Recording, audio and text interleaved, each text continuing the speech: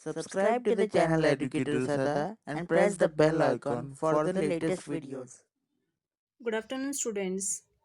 We are started today. Continue lesson number 1, sources of history. So last week we are studying main 2 points. These are first one written sources and second one material sources. Today third main point oral sources we are started. These sources include folk tales, folk songs, proverbs, ballads and ovis. Ovis माने दोहा, चौपदी, त्रिपदी ऐसे कहते हैं ना, 3 lines के 4 lines के poems होते हैं उनको प्रोव्स या फिर बेल्लास या फिर ओविस कहते हैं। तो फर्स्ट है फोक टेल्स मतलब कथाएं। फोक सॉन्ग्स प्राचीन काल से जो आज भी प्रथा में जो गाने हैं उनको फोक सॉन्ग्स कहते हैं। प्रोव्स मतलब एक सिचुएशन के बेस पर ड्रामा करने को प्रोव्स कहा जाता है। तो ये सारे चीज़ें हमें इतिहास को जानने के लिए मदद करते हैं। Activities were inspired by the powadas of Lok Shahir Anna Bahu Sate and Shahir Amar Sheikh during the संयुक्त महाराष्ट्र मूवमेंट। तो महाराष्ट्र आंदोलन जब हुआ उसमें लोक शाहिर अन्ना बाहू साठे और शाहिर अमर शेख ये लोग थे। तो इन्होंने किस तरीके से पवाडस को लेकर मराठा लोगों के बारे में, राजा महाराजाओं के बारे में और उनके कर्तृत्व के बारे में किस तरीके से मेहनत की है इन्होंने पवाडस में बताया है। Audio visual sources.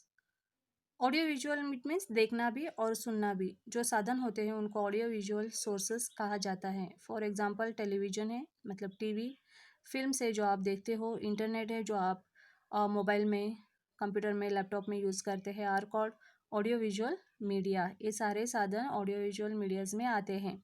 Many domestic and foreign television channels also come under this head etcetera. तो बहुत सारे अलग अलग फॉरेन कंट्रीज़ के टीवी चैनल्स भी हमारे भारत में हम ऑडियो विजुअल सोर्सेस में देख सकते हैं। History channels, discovery channel etcetera. For example foreign countries के टेलीविज़न चैनल कौन कौन से? हिस्ट्री चैनल से discovery in history and discovery channel etcetera, इसमें हम देख सकते हैं। ऑडियो विजुअल सोर्सेस की वजह से हम एग्जैक्टली देख सकते हैं कि उस टाइम पास्ट जो था हिस्ट्री का वो कैसे था और किस तरीके से हम उसको पहचान सकते हैं। वो स्टेप बाय स्टेप इसमें हमें बताया भी जाता है और दिखाया भी।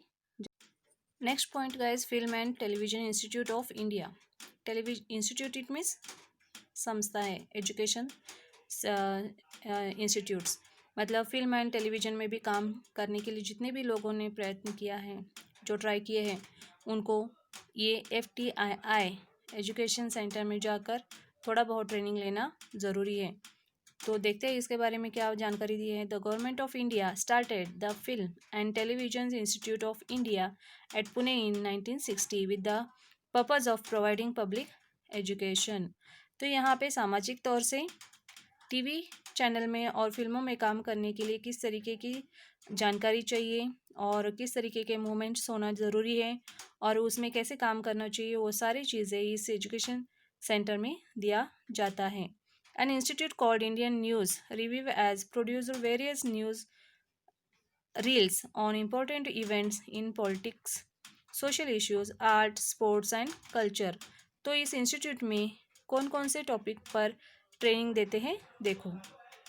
पॉलिटिक्स है राजकीय शास्त्र में, सोशल इश्यूज सामाजिक जो गतिविधियाँ हैं या फिर वो जो प्रॉब्लम्स हैं उनके बारे में, आर्ट्स ड्राइंग के बारे में, स्पोर्ट्स के बारे में, कहाँ पे कौन सा गेम चल रहा है या फिर उसको कैसे दर्शाया जाता है टेलीविज़न में या फिल्मों में, वो यहाँ पे सिखाया जाता है। और कल्चर संस्कृति के बारे में बताया जाता है, जानकारी दी जाती है।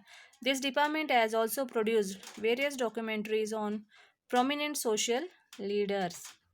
तो यहाँ पे डॉक्यूमेंट्रीज मतलब लाइफ टाइम के हिस्ट्री को एक स्टोरी बनाकर फिल्मों में किस तरीके से एक इंसान के बारे में जानकारी दे सकते हैं, सामाजिक नेताओं के बारे में किस तरीके से फिल्में बना सकते हैं, उनके बारे में यहाँ पे ट्रेनिंग दी जाती है। On people who have made major contribution for the country and about important location in India. तो ये सारे चीज़ें जो है इस इंस्टीट्यूशन में हमें सिखाया जाता है कि किस तरीके से समाज को हमें एक मीडिया के तौर में काम कर कर एक एक्टिंग के दौरान किस तरीके से हम समाज को उसको पहचान दे सकते हैं. These news release and documentaries are useful for studying the history of modern India. तो these न्यूज़ मतलब ये सारे रिलेटेड जो डॉक्यूमेंट्रीज़ हैं, मतलब जो कहानियाँ हैं, जो सिद्धांत है, जो डेफिनेशंस है, जो किताब है, उन सब को रेफ़र कर कर ये सारी चीज़ें यहाँ पे इंस्टीट्यूशन में सिखाया जाता है.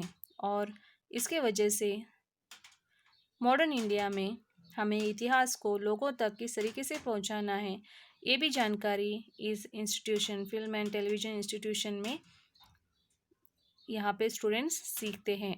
और इसी के वजह से बहुत सारे हमारे नेताओं के बारे में, राजा महाराजाओं के बारे में फिल्मों के दौरान या फिर न्यूज़ के दौरान हम जानकारी आज जान पा रहे हैं. Come to the last point in this lesson, guys. Till now, we have seen some important sources for writing the history of modern India.